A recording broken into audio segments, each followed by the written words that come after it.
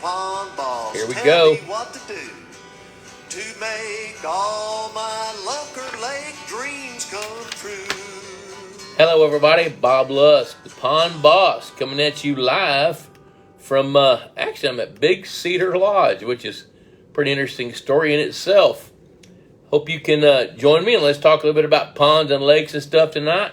I'm sitting in the Springview Lodge, and right behind me, right back there, is the Buzzard Bar, one of my all-time favorite haunts to go hang out. So, hope you can join me. Look like John Funk's checking in. We got 7 people. Steven Stupa, Wesley Ellis. Good to see you guys. Glad y'all are here. I thought I would talk about the travels here lately and see if we can cover some ground about ponds and lakes and talk about some of the stuff. I see Devin Thompson, Doug Cusick, John Pearson. Good to see you folks. Glad y'all are here. Justin Ludwig. Good to see you, buddy. It's pretty funny when I look at my phone, I see one list of names, and I look at my laptop, there's somebody else. Robbie McQueen checking in. Robbie, good to see you, buddy. So, hey, you guys, hey, there's Chase Ardwang. Good to see Chase. Your grandpa's recipe made that last issue of Pond Boss, dude. It turned out pretty darn good. Hey, you know the drill, guys. Hashtag Pond Boss Magazine in the comments section. Click like or that little heart thing right there in the middle of your comment stuff. And share this to your timeline. You're eligible for a Pond Boss hat for a drawing and whatever else that Leanne's got in her stash at the office. I see Mike Cottrell, Billy Bates, Fred Bingaman. We texted a few minutes ago. Brian Farquhar. Good to see you folks. Hey, Kim Moore. Good to see you. I drove through part of Illinois. Fred's going to shoot me. I thought about calling him yesterday or the day before, whenever it was, but I was hoofing it. I had to really get in because I'm so far behind on getting Pond Boss written. However, it's done. It's gone to layout, which is way late, but we're getting it knocked out. Look at there, Adam Harkness, first time he's actually caught it live. Drew Hay, I got to spend time with Drew, a lot of time with Drew. I'm going to talk about that here in a minute. Steve Thorburn from Kansas, Doug Cusick from Kansas. Let's see who else I got. Yep, I think I've greeted everybody that I know about. There's Kathy Black. I see Kathy Black checking in. So, and there's Jim Allen. Good gosh, he's made it back from made it back to Kentucky. Jim is working on a cool project for us, and you guys are going to get the benefit from that. I'm going to lower this down just a little bit. I got a lamp right behind my head, sitting in a little cabin room here. Robert Dyer from Nebraska, Todd Austin. Good to see you folks. Anyway, I've been traveling a lot, as in thousands of miles. Drew Schmidt, good to see you, buddy. So, just the most recent travels, my granddaughter Gentry and I.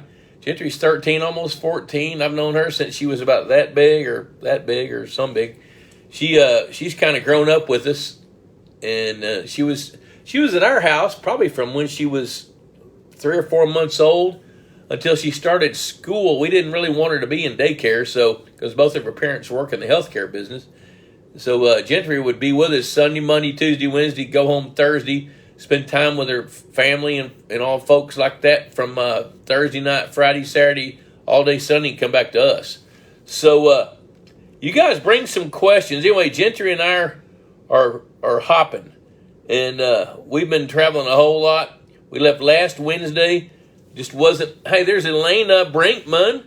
Ron's late. Yep, that's all right. He's out making a living. I get how that works. Stephen Martin got it. Hashtag Pond Boss Magazine. Okay, so let's get on with the topic here. So we left Wednesday and drove quite a bit, and then all day Thursday, boy, we hopped. We drove to Louisville, Kentucky on Thursday. Then from Louisville, we headed to Butler, Pennsylvania. Got there Friday evening, I don't know, around 5:30 or so. Met up with Drew Hay and his dad, Phil Hay. Phil Hay and Sons Construction. They are premier pond builders and lake builders up there in north of Pittsburgh, Pennsylvania. And Drew had asked me several months ago if I would come give a speech at a pond management seminar. So he booked about 75 people to come cook for them, the caterer did. And so we hopped up there, and he had people from Purina Mills, Texas Hunter, Air Max, and me, and even brought Ron Ardwan all the way up from Louisiana to talk about a number of topics. And the thing that struck me the most was folks up there in the northern tier of states are just now beginning to realize the things that they can do with their private waters. Now, I got to hand it to Drew. He's really been up there just flogging it, boy. He's really been working hard, building these ponds, trying to spread the word. But everywhere I go, it seems like people are sitting in their own box. And it's no different up there in northeast or northwestern Pennsylvania. Those folks are just in their own box. They don't realize what they don't know. And none of us do. We don't know what we don't know. So it was really eye-opening to me, and I think it was eye-opening to them, too, that crowd of folks that came under the big top, right next to Drew's pond. And I tell you, just interacting with people was just huge fun. They absorbed knowledge. They were really soaking it in, and they asked a lot of questions, which that tells me that they're engaged. And then when I was speaking, I think I talked for like an hour and a half. I tried to shove 42 years worth of stuff into an hour and didn't make it. But I did get it done in an hour and a half. So, and Ron talked about habitat. We had speeches about aeration, feeding fish, fish feeders, all that sort of stuff. And the people were very engaging. And the questions they asked really told me that they were sincerely interested in learning more about how to be better stewards of their water. Now, part of my take-home points on this visit was some of the progressive things that they're actually doing with streams up there, which I wish more states, more people would get involved in resurrecting and preserving streams. That's a big deal. My second take-home point was people look at ponds in the northern tier of states quite a bit differently than we do in the south, which I knew that, didn't quite know to the extent as to how they look at it.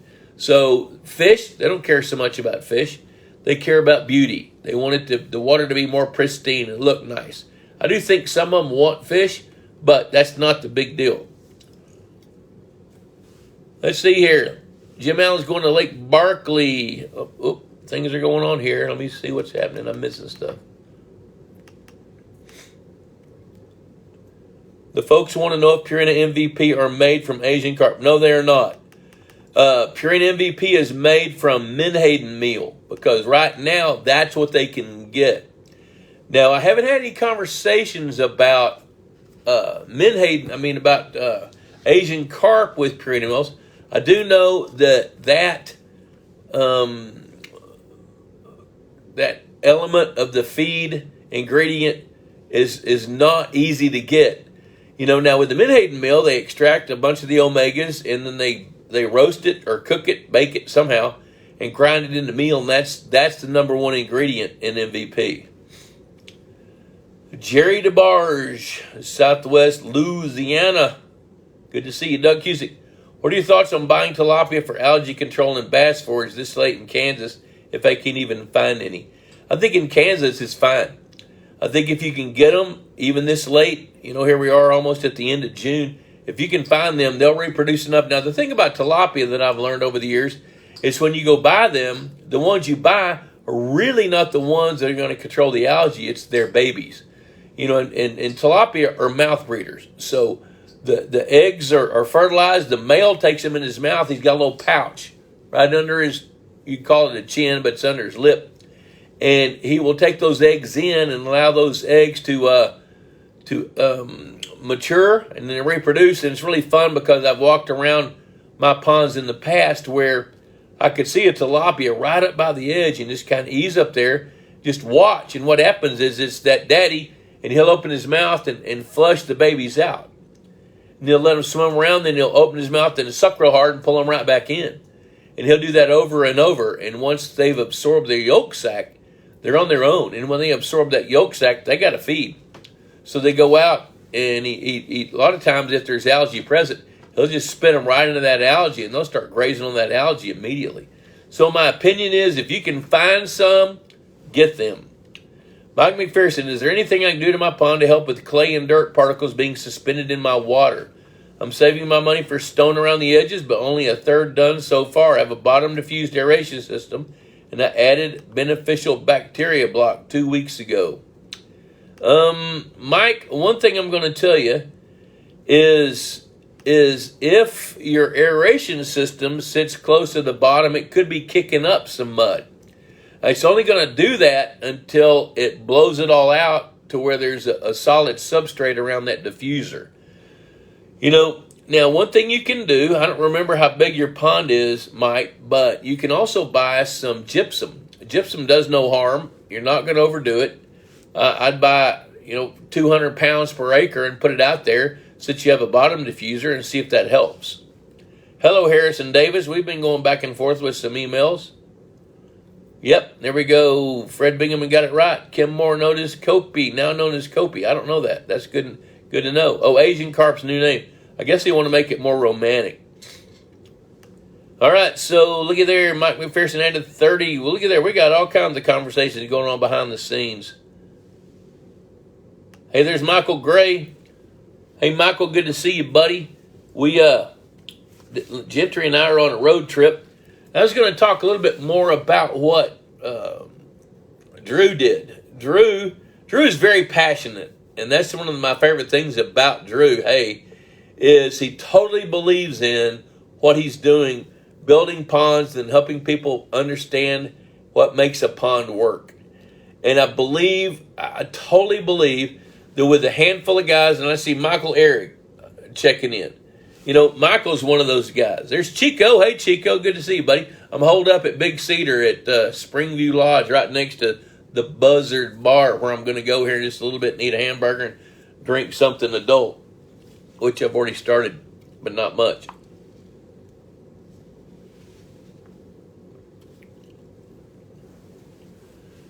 Okay, so Mark Dyer's fishing and listening. That's good. Got his phone right there in his front pocket. Just be sure you cinch that pocket down so when you set the hook, you don't fling your phone into the pond. That would be bad. Chase says carp also add to the water clarity problems. Right? Yeah, they do. They can.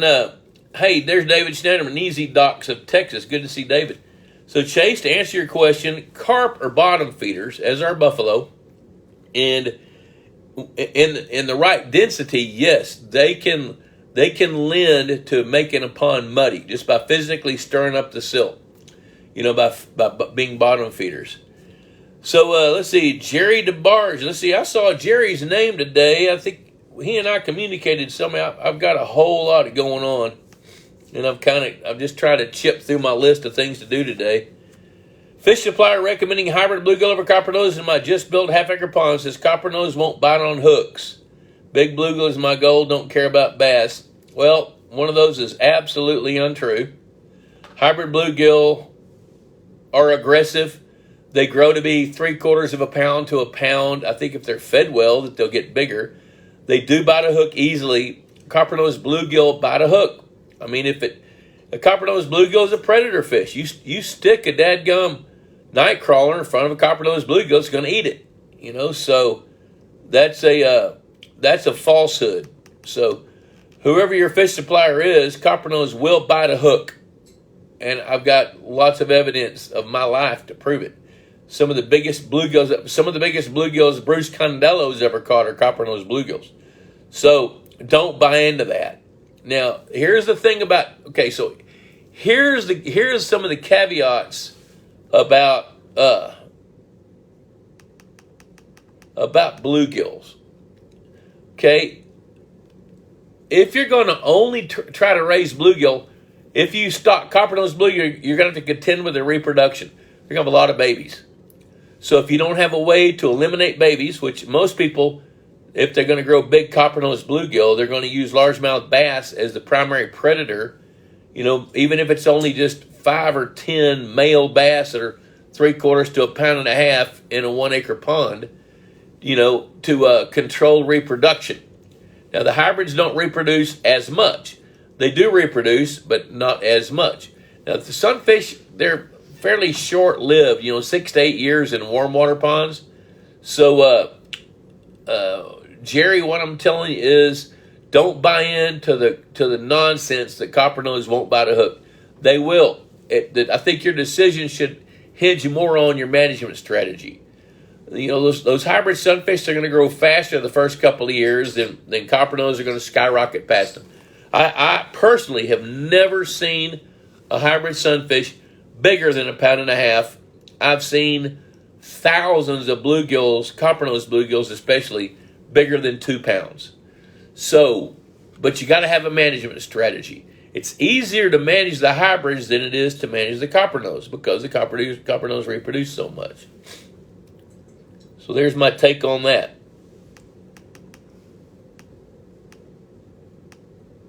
Mark Dyer, phone took a bath a few weeks ago when releasing a big crappie on my dock.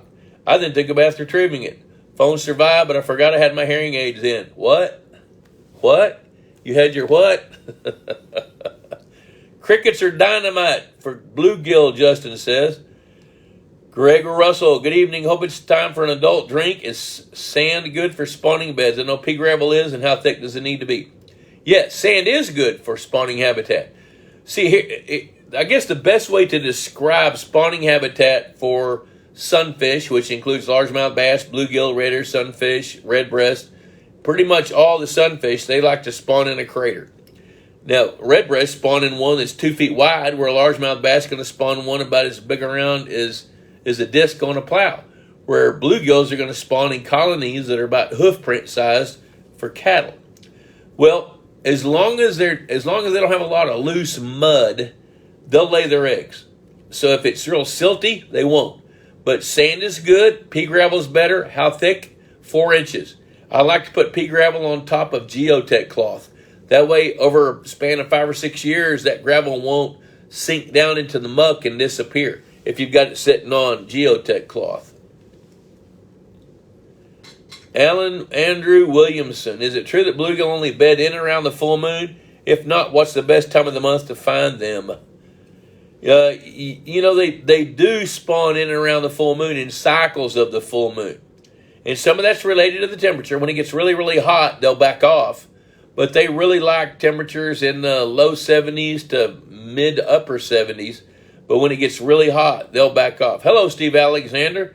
Cross paths with the guy you brought some shad to, Justin Slocum. Good to see you, buddy.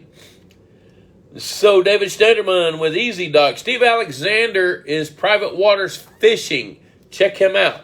His company is stellar. He leases lakes, pays the landowners, then turns around and subleases it with day rates to anglers that are members of his club. He's got a club. Check him out. David Stederman, my copper-nose will bite a hook with nothing on it. Just chunk it out there. Better with a worm on it, though. See, there's living proof right there. David Schneiderman, Easy Docks of Texas. Check him out. Marcus Curry, what's the best grass to put in a quarter-acre pond in South Louisiana? I love eelgrass, Vallisneria. Also like American pondweed. Look at those two. Those are two of my favorite. Robert Dyer, I know for a fact that Mark Dyer's father taught him better than that. I can't wait to see where this goes. This is going to be good. Buckle your shoes and close up your shirt pocket. I know where you're going. I see it coming. I see it.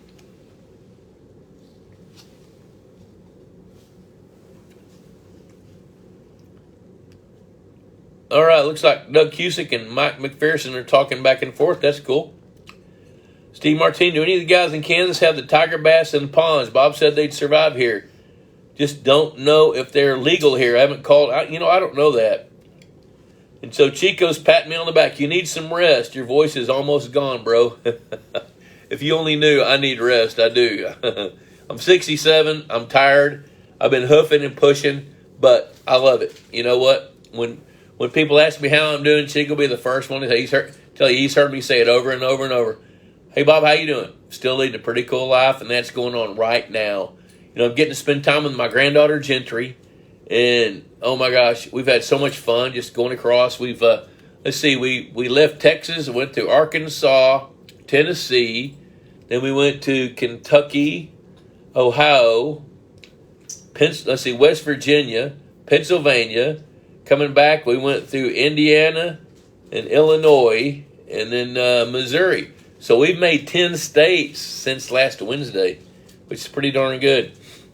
Yep, look at there. Chase is doing a little bit of advertising there for Lake Area Pond Management down there. Give him a phone number. Mike Garcia, if Johnny Morris pops in, we will have a toast. I've been looking for him because I know he frequents these places, but I haven't really been looking because I've really been busy. Like when we got here 2 days ago, and I'm so far behind on my writing stuff. I started on that. I wrote all day yesterday, all day pretty much today, and then I got Pond Boss completely put to bed. It's gone. Pretty good articles. I'm going to talk to you about one. You know, a couple of weeks ago, I think when Chico and I were together, I talked about evaluating a crappie lake. You know, I evaluate, over the years, I've evaluated a whole lot of lakes that have crappie in them, but I've never really drilled down into a crappie lake where they don't care about the bass. Well, I got to do that. A lake called Porter Lake off of, what's the name of that lake?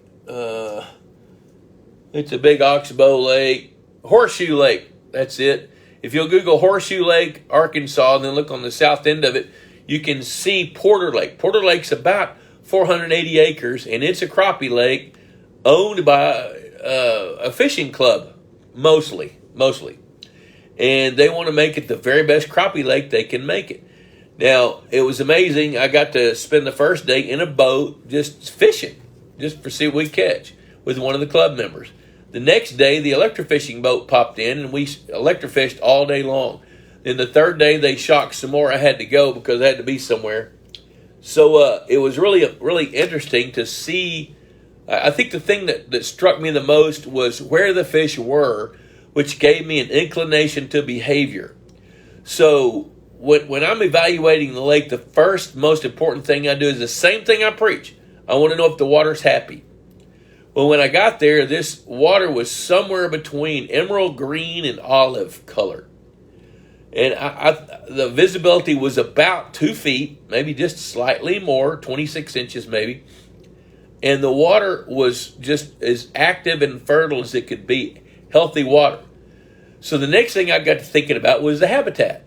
Well, as we were fishing that first day, the way these guys are catching their crappies, they're drifting across an open part of the main body of the lake, just with a little gentle breeze blowing us across that day. And they're dangling a golden shiner a foot off the bottom, which most of that lake is not much more than 8 or 9 feet. Now, the shocker boat can only go down 6 feet, so I knew we were going to struggle to get a whole lot of crappie. But on that day, which I've already lost track, June 6th, 7th, 8th, through there somewhere, we were able to catch a handful of crappie. Well, there was another member with 2 of his grandsons. They caught their limit of 15. You know, so we got to weigh and measure some crappie. Didn't see a single largemouth bass at all. Now, they were catching the fish that they called stripers. Well, I knew there was no snowball's chance there's stripers in that lake. But they don't know what they don't know. So they caught one, and I looked at it, and it was a yellow bass. And I don't know if you've ever seen one of those. It looks just like a little sand bass, but it doesn't get much bigger than about 8 inches long. So they're typically kind of a nuisance. But I don't like to categorize fish that way. I like to see, do they play a role in this lake? And if they do, what is it? Does it work? And so when the electrofishing boat got there, we electrofished the perimeter. We went across the main body of the lake. We went around a little island that's in the middle of the lake. And we captured quite a few crappie, more than enough to draw some conclusions. One of the conclusions I came to is the same conclusion I come to with every single lake I've ever had with crappie. Their reproduction is unpredictable. So that means recruitment's going to be unpredictable, which means that the nature of a crappie lake is going to be that it's going to run in cycles. Now, when you have a lake that's 482 acres, you kind of buffer that cycle deal by catch rates. Even though their limits are 15 crappie, 12 inches and bigger per boat per day, that doesn't mean people are going to catch 15 crappie. So their catch rates are affected by recruitment. So another thing that was going to be important to me was, what kind of shape are these crappie in? Well, they were pretty much all were within about 5% of their relative weight curve, except the biggest ones. Some of the biggest ones were about 10 to 12% off, underweight, which led me to believe that their food chain is a little distorted, or it's taken them longer to recover from reproducing post-spawn. So then couple that in with the fact that when we run around the perimeter, there's giant cut grass that grows out 15 to 20 feet from the shore and is encroaching into the lake, but not enough because it's a 480-acre lake. That stuff can grow 60 feet out in the water and it won't make any difference. There are no shoreline anglers. So as we're electrofishing, we're picking up little bluegills, medium-sized bluegills, largemouth bass. What was really interesting to me is the bass numbers are real low for the lake that size, but their numbers were about right for the habitat available. So when I'm evaluating a lake, the first thing I'm looking at is water. The second thing I'm looking at is habitat. Where the largemouth bass habitat was perfect, largemouth bass were thriving, but they were hovering right along that standard curve. So they were maximizing the available habitat. Now, one of the things I was thinking about as I was sitting in that fishing boat the day before we shocked was, you know what, we probably ought to bring in some artificial structure, put it out in the middle of that lake, congregate more crappie, and their catch rates will go up. No, that was faulty thinking. The more I thought about it, if we were to put artificial structure anywhere in that lake, largemouth bass would flock to it. Crappie may or they may not, but the largemouth bass absolutely would. And largemouth bass, in the eyes of this club, are a nuisance. They don't want them. So as I was thinking about this, I'm thinking about, okay, what can we do to make the crappie a little bit more consistent, make their population structure a little bit better? So after we electrofished, I got the data, I started thinking about it, I plugged the data in, looking at it. It looks to me like that lake probably produces somewhere around 15 to 20 pounds of harvestable crappie per acre per year. Now, I haven't run enough numbers yet. I'm going to do that first thing in the morning to have a total confident statement toward that. But that's what it sure looks to me like. Well, that being the case, how can we make it better? As I thought about it, there's really two ways to make it better. We need to bolster their food chain. Now, we shocked up 10 or 15 big schools of gizzard shad that were about 1.5 inches to 2 inches long, about like so. And they were all out in the middle of the lake where the crappie live. So the crappie were living out in the main body of the lake, except for maybe 30% that we captured that were within 30 feet of the shoreline of that giant cut grass. And big cypress, some really big cypress trees randomly around that lake. So to kind of summarize this, the food chain for the bigger crappie was lacking. For crappie that were 8 to 10 inches long, those little gizzard shad are perfect. There were ghost minnows, silver sides, but what struck me the most is there should have been a lot of golden shiners in there. Because when these guys go fishing with golden shiners and they don't use them all, they turn them loose. Didn't see any recruitment of golden shiners at all, which makes me think that, the lake is conducive to the production of golden shiners, but I think there's enough yellow bass, largemouth bass, gar, a lot of gar. That's another piece of the puzzle. I'll tell you about that here in a minute. There's the crappie, even red ear sunfish and bluegill that can eat young golden shiners. Well, these guys have got this lake is just loaded with carp, buffalo, drum, gar, fair number of channel catfish, big gizzard shad. And so they've got a commercial fisherman who comes out there several times a year with 5-inch mesh gill net, which is that big. So he's selectively trying to harvest the biggest carp, biggest buffalo. He's got a market for those. He sells them for like 35 cents a pound. Last year he harvested 21,000 pounds of carp and buffalo out of that 482-acre lake. That's about 40 pounds per acre. That lake probably has a standing crop knocking on the door of 200 pounds per acre. So one of my recommendations is keep going with that. That's going to be a good thing, ongoing. The carp and the buffalo work together to help minimize invasive aquatic plants. That lake is shallow. So if they were to eradicate all those fish, they'd have a lake choked with plants. So it's really in harmony. It's really in harmony right now with the things are going with unpredictable recruitment and a lacking food chain.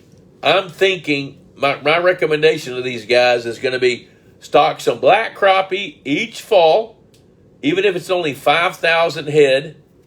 Then stock some golden shiners that are gravid, ready to lay eggs every March. And if they do those two things, I think they're going to see their crappie numbers, crappie body condition skyrocket.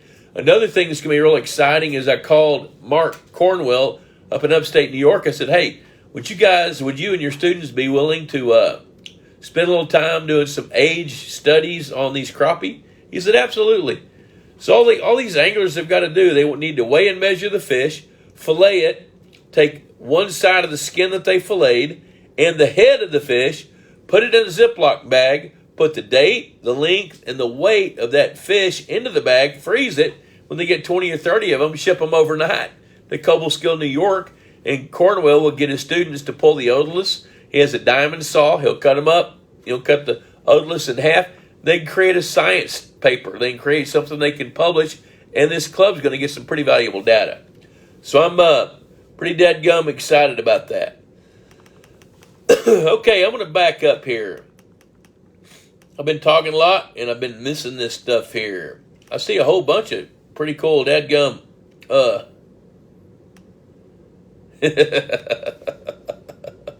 Jim Allen, with all that travel, have you done Delaware yet? Read the book? No, I haven't.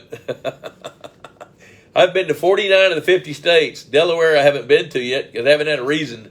But I love the question. That's good. Chase put up the Lake Area Pond Management phone number.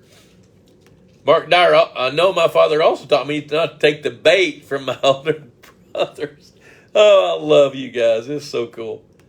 Not sure if Jones Fish visits your area. Yep, Jones is good. Billy Bates, Bob, this pond of mine in Maryland is very shallow overall, maximum depths of 6 feet. But it's 5 acres. I know that in general, bottom infused aeration is best, but I also know I can't get enough diffuser spread out throughout it to aerate it properly. I don't want a fountain, but what's the best option for this particular type of scenario? Look at a circulator, Billy. Go to Casco Marine and look at their circulators. They've got circulators that you can plug in and anchor, and they're actually kind of a heavy-duty small fan. They've got a float that you can either keep near the surface and angle the fan down, or you can take that float, fill it up with rocks or dirt or water, turn it upside down, anchor it to the bottom, and move the water up. So you can get lateral movement with a circulator in that shallow water. Look at a water circulator. Those things are really, really good. Okay, let's see here. Harbin Fish Farm. I don't know if, I know Harbin's. I don't know if they've got any. Spencer Harbin, I talked to him last week. I haven't even asked them about tilapia. But they're up in kind of north central, northeast, eastern Oklahoma. Stephen Martin, what's the perfect largemouth bass habitat? I love that. Look at there. Oh, here comes Jim Allen at the dinner table. Okay, Stephen Martin, what's the most perfect largemouth bass habitat? I'm going to tell you how I see this. Not only do you need to consider what's the best largemouth bass habitat, here's the definition of habitat.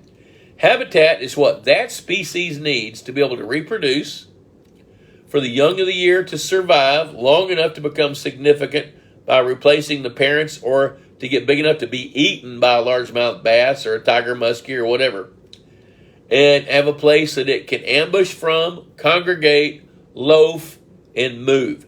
So if you can create the best habitat for largemouth bass, that means that there's places for it to reproduce, places where the baby largemouth bass can migrate and hang out, places where medium-sized blue largemouth bass can patrol the edge.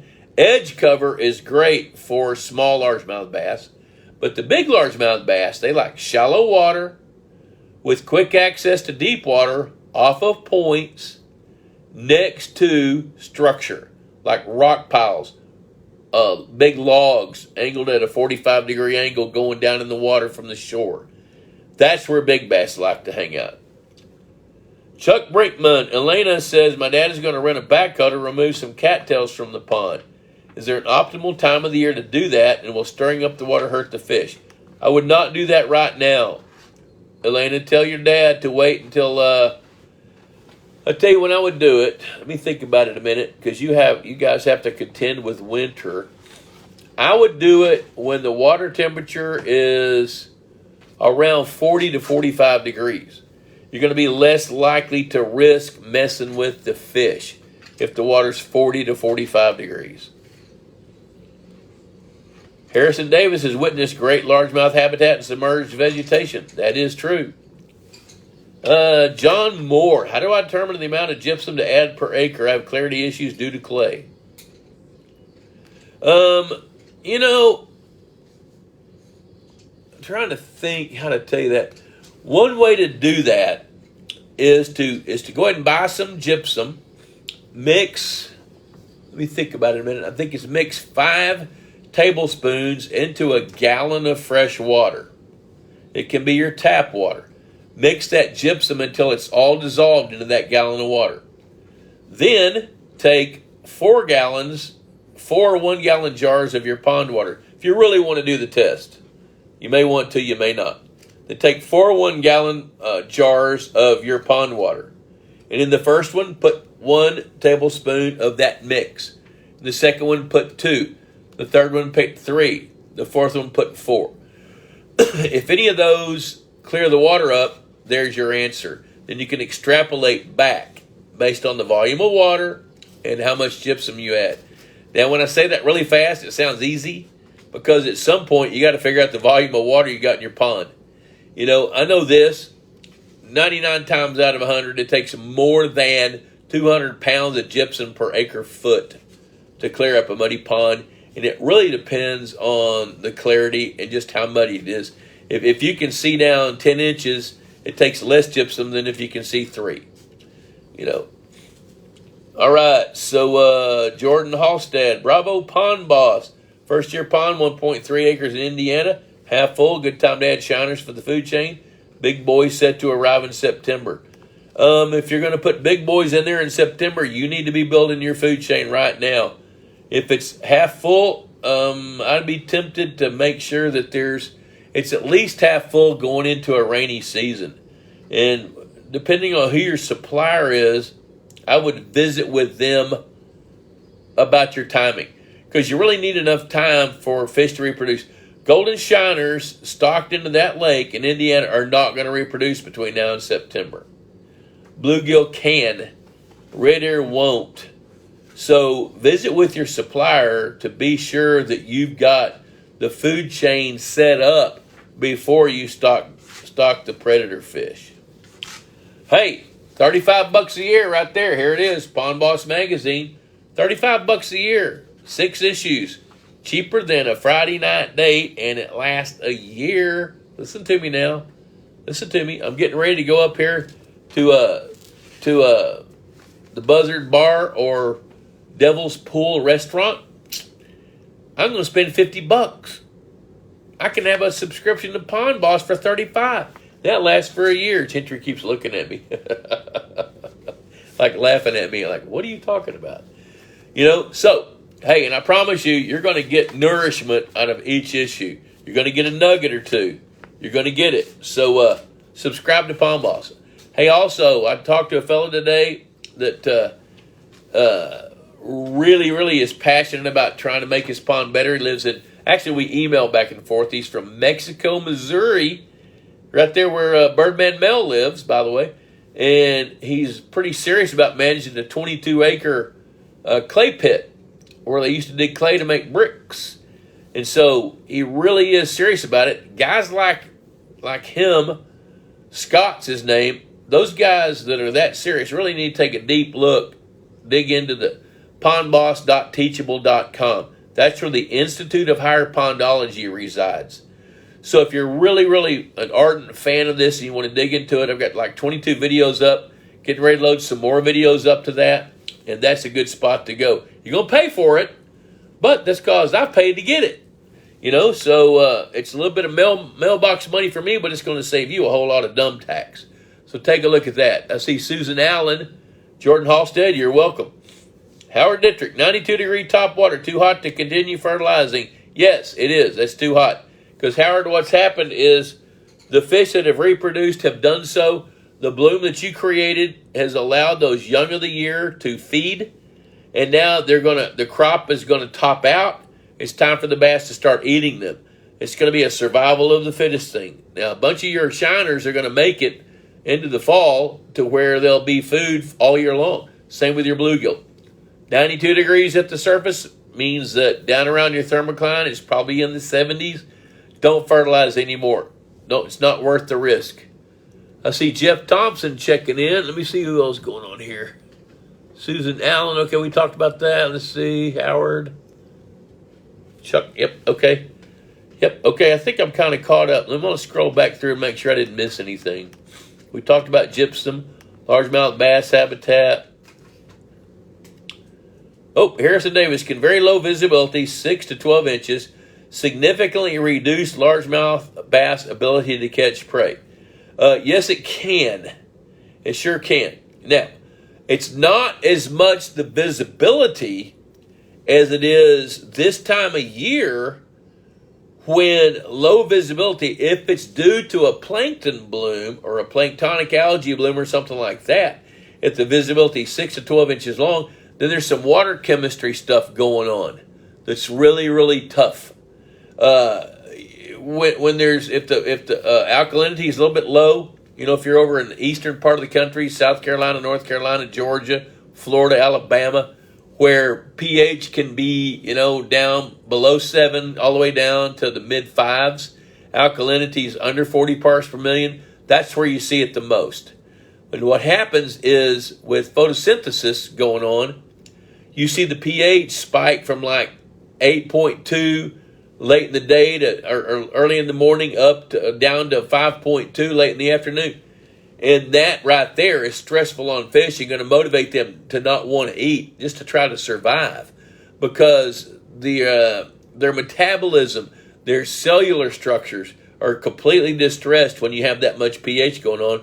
Then you couple that with the fact that with photosynthesis, that you'll see a spike in oxygen production where oxygen levels can go up and even hit supersaturation points because it's the plants are producing more oxygen than the water can relieve itself of. I've actually measured oxygen levels in the summertime in a pond with a heavy bloom, low alkalinity, above 12 parts per million late in the day, like right now. And then overnight, when the plants begin to respire, take up carbon dioxide, or take up oxygen, give up carbon dioxide, I have watched oxygen levels plummet all the way down almost to lower lethal. So I've seen it go from over 12 to down around 3 parts per million through the course of a normal day. That's stressful on fish. That's enough to keep them from wanting to bite. So the answer is yes, very low visibility can significantly reduce largemouth's ability to want to catch prey. Now, when the visibility is decreased, now here's the way fish work. Largemouth bass is the question, so let's talk about that. They've got a lateral line that runs along their side. All fish do. That lateral line has a gas in it. That lateral line can sense pressure changes in the water. So if a school of shad, for example, swims by 30 feet away, that bass can sense the movement, and it triggers a stimulus in its brain that says, go investigate. So they'll shoot over there and look. Even though they can't see, they're chasing something that they've detected by their lateral line, by movement. When they do that and they go investigate, when they finally do get to see whatever it is they're looking at, if it's something that looks like a food source, they're going to try to hit it if they're hungry. So, there you go. With spreading gypsum, Mike McPherson says, is it something to throw by hand or mix with water? Sorry for the dumb question. That's not a dumb question. It's spreading gypsum, spreading anything that you want to put in water. If you want it to work best, you got to dissolve it into the water. So spreading it where it's got more surface area to contact the water helps it react more quickly.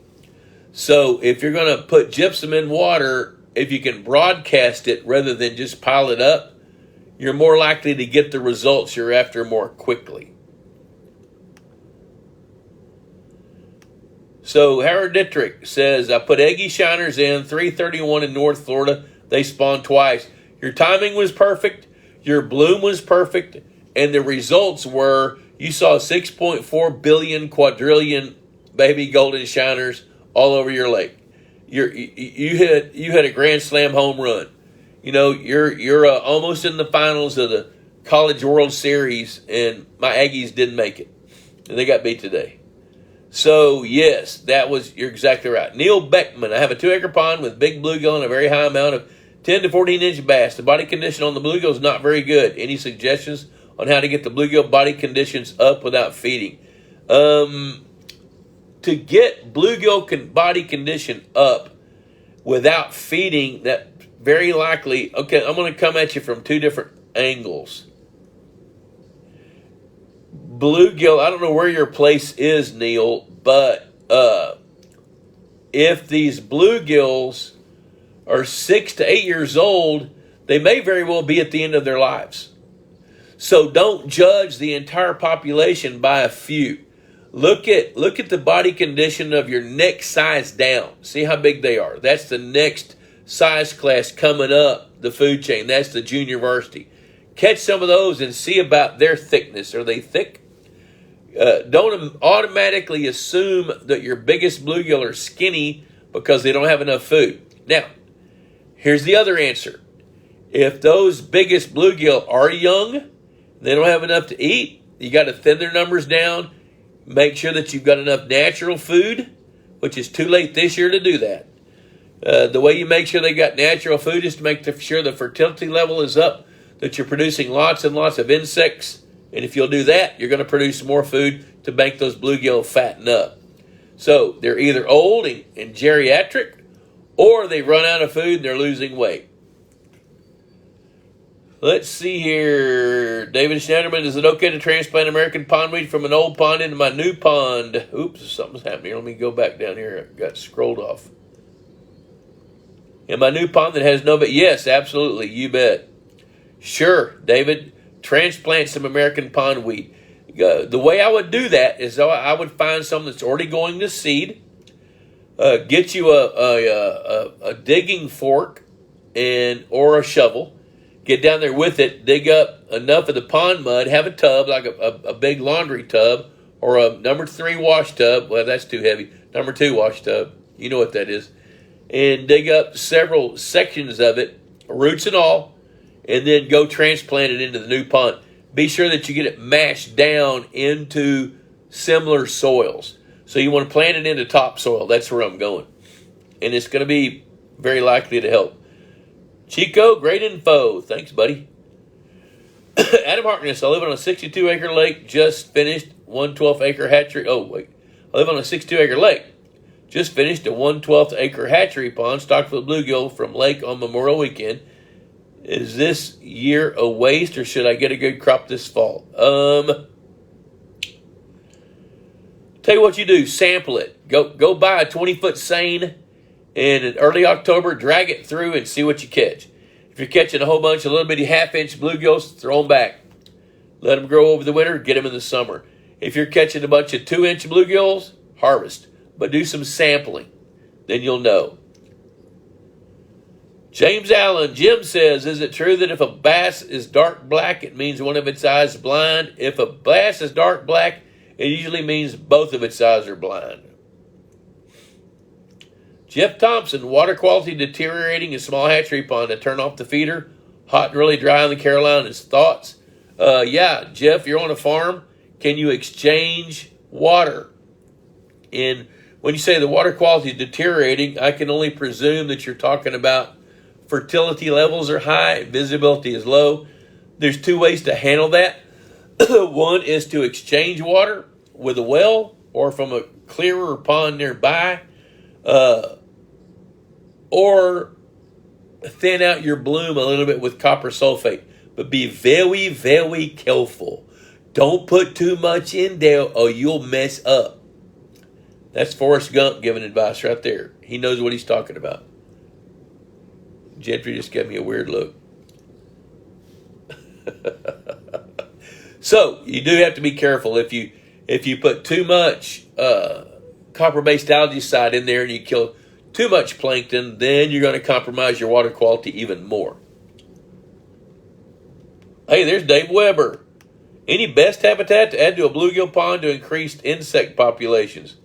You know, I tell you what, Dave, insects love a couple of things. They love rocks, especially limestone. They love limestone a lot. So I would look at adding some limestone rocks about as big as softballs to volleyballs. If you put those in as in riprap in a couple of areas, it won't interfere with your harvest, and it will add to the insect population. Another thing is to add some artificial structure. Now, you don't have to have that, but what happens with artificial structure is it starts to grow periphyton, and algae will stick to it. The insect larva will come and feed on it. That increases numbers of insects as well. And with that artificial habitat, like mossbacks, things like that, Texas Hunter, Angler products, those things can add to the food chain for insects as well as provide some cover for bluegill to hide. Now, in a hatchery pond, I don't think you need structure at all. And if you're managing different species of fish, then it makes pretty good sense to do that. So, hey, I'm going to wrap up. Chico tells me my voice is failing, and now I can feel it. Haven't talked this much in the last, I guess it's Saturday, giving a speech up at Drew Hayes' place. Check out Drew Hayes. Drew, that guy is deeply passionate about what he does. His kids are too, Maddie and Niven. Those kids are stellar kids. They're raising a great family up there in the Hay Valley, which all their family members live in about a 60-acre place where they all have a house. It's pretty dadgum cool. Yeah, Bruce is telling me I need a voice elixir. Yes, I do. I'm fixing to go get one up here at the Buzzard Bar right here, Bruce. You've been there with me, dude. You should be here now. So, hey, look, Pond Boss Magazine, $35 a year, cheaper than a Friday night date, lasts a year. So, hey, listen, I'm glad to be back with you guys, and not sure where I'll be next Wednesday because we're going to be moving our office. So I'm going to be somewhere up in North Texas, but I know this, I'm going to be hanging out with you.